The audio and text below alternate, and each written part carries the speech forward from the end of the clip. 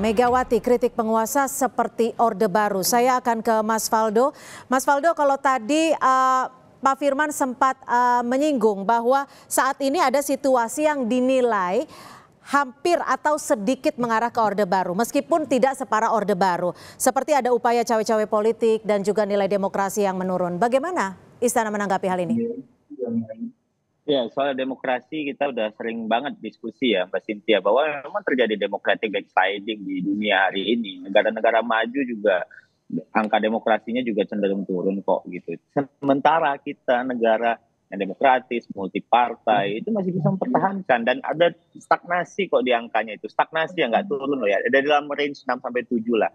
Dan itu komentar untuk Pak Firman. Jadi kita itu bingung gitu, otoritariannya itu di mana gitu, karena itu perlu dielaborasi, karena saya yakin betul ya statement Bu Mega itu adalah menjaga iklim demokrasi kita. Sepakatlah kita nggak mau kembali ke zaman Orba, kita komitmen kok akan berpesta demokrasi dengan riang gembira, pasca pemilu kita rekonsiliasi, kita udah komitmen dari hulu ke hilirnya, kita nggak memelihara konflik pasca pemilu, mau siapapun yang menang. Kita itu juga bingung ini kritiknya buat siapa, lebih tepatnya di mana. Kami memahami betul Bu Mega hidup di zaman Orde Baru, merasakan bagaimana tidak enak di keadaan zaman itu. Pasti nggak enak banget.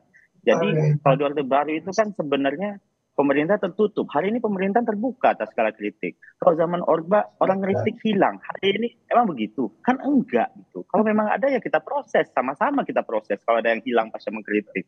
Jadi kita kembali lagi nih Mbak, apakah yang di hari ini partainya mayoritas, PDIP, itu mengkritik apa? Mengkritik Golkar kah atau diri sendiri? Tapi terlepas dari statement Bu Mega hari ini ya, yang hari ini kita diskusikan, kami sepakat Bu Mega ini petarung. Kita tahu bahwa Pak Jokowi juga bisa menang di Solo, Jakarta, bahkan Presiden pun ada Bu Mega dan PDIP di sana.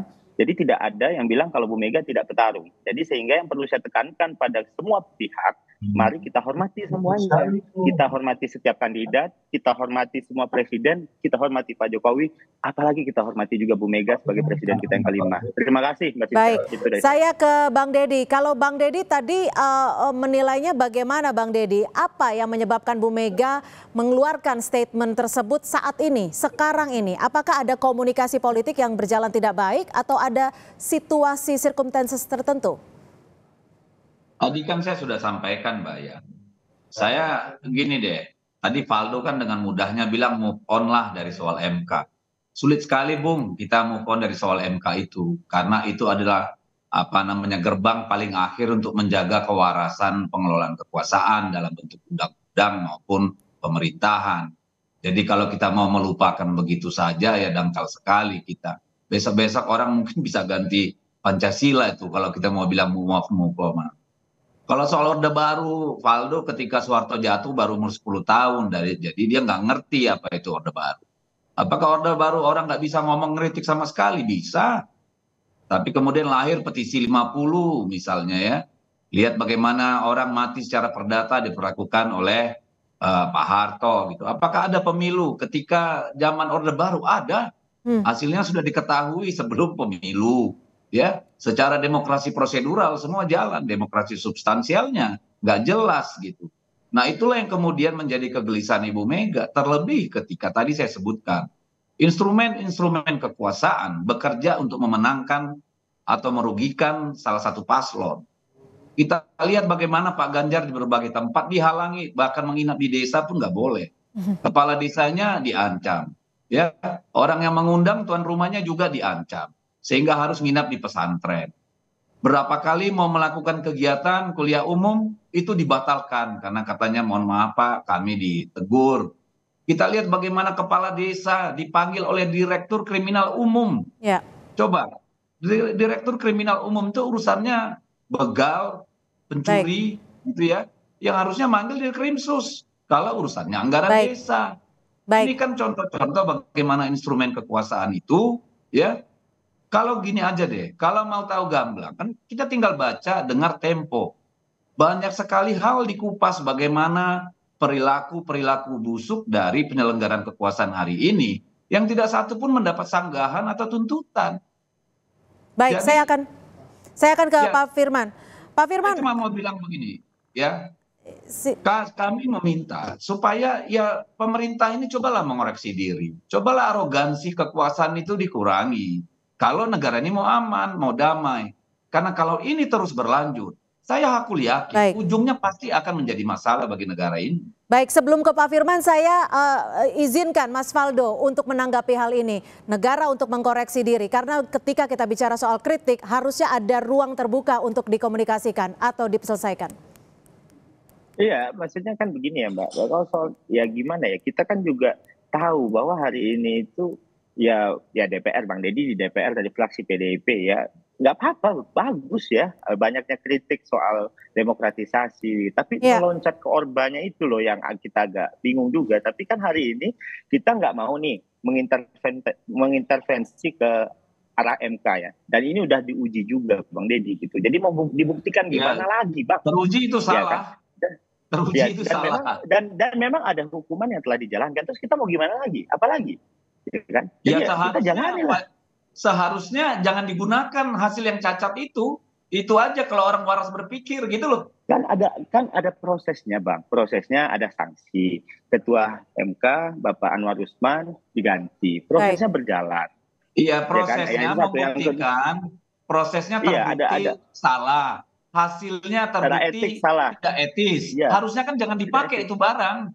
Kan itu Tapi kalau kan orang proses waras, hukum, bro. Kalau waras gitu loh. proses hukumnya kan terus berjalan nih, proses pemilu kita harus terus berjalan. Kan nggak ada aturan yang dilarang, Bang. Tapi oke lah, terlepas dari itu, mungkin nanti kita bisa diskusi tempat lain. Baik. Tapi kan politik sekarang, Mbak, udah bisa masuk kampus juga, mengadakan kuliah umum juga, UGM melaksanakan. Jadi beda banget sih, Mbak. Aku gimana ya, Bang Deddy ya? Loncatnya Iya, tuh loh, kau Bang. belum lahir sih waktu Orba, jadi kau nggak bakal Bang, ngerti. aku Baik, coba ngerti, kita aku tanyakan ngerti. perspektif dari Pak Firman. Pak Firman, apa sih yang menjadi Zaman Orba 10 tahun? Belum ngerti lo, belum ngerti. Silakan Bang dibicarakan ke MK, itu bukan ranah kita. Tapi lagi-lagi Bang, mohon izin Bang, emang nih kadang-kadang kalau tempat lahir nih kayak gini ada kesel-keselnya Bang. Tapi enggak. Oke, Belum coba kita mau, tanyakan kan? perspektif Pak Firman. Dua Pak aja Firman, baru lahir tahun apa sebenarnya 90. menjadikan Bu Gimana mau Mega bicara mengatakan Orba gitu? statement tersebut ini saat ini? Apa yang membuat, apakah ada kekhawatiran yang begitu besar dirasakan PDI Perjuangan? Yang menarik adalah bahwa isu kecurangan pemilu atau praktik Orde Baru itu juga kalau kita baca-baca di zaman tahun 2019, 2014 itu kan juga terlontar gitu ya. Pada masa itu sebagian kalangan juga sudah mengindikasikan bahwa praktik politik yang ada itu seperti Orde Baru. Jadi sebetulnya hal ini bukan betul-betul baru juga gitu. Dan mengapa sekarang? Tentu saja ini berkelindan juga dengan kepentingan untuk berkompetisi secara politik begitu. Dan perlu diingat bahwa kegusaran-kegusaran yang semakin meningkat secara objektif adalah pada saat terutama terpisahnya gerbong antara Pak Jokowi dengan PDIP begitu. Jadi ini menjadi satu hal yang kemudian dijadikan alasan atau mengalami satu pembenaran secara kompetisi politik untuk melakukan saya kira satu respon terhadap apa yang terjadi pada saat ini.